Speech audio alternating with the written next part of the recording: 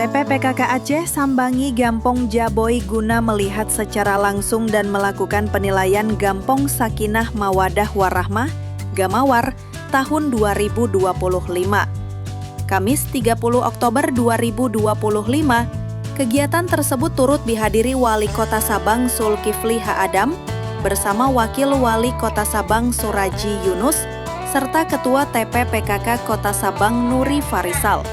Mendampingi tim penilai meninjau rumah binaan dan rumah sehat sebagai bagian dari program pemberdayaan masyarakat. Wali Kota Sabang menyampaikan apresiasi kepada seluruh kader PKK atas semangat dan dedikasi mereka dalam menggerakkan masyarakat, khususnya dalam meningkatkan kesejahteraan keluarga.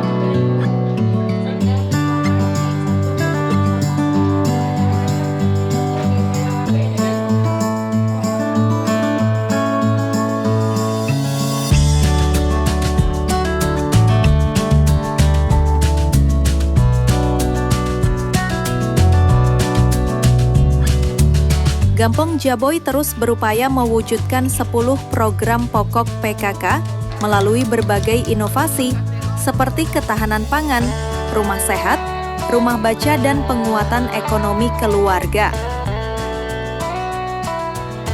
Semangat ini sejalan dengan program prioritas pemerintah Kota Sabang, termasuk percepatan penurunan stunting.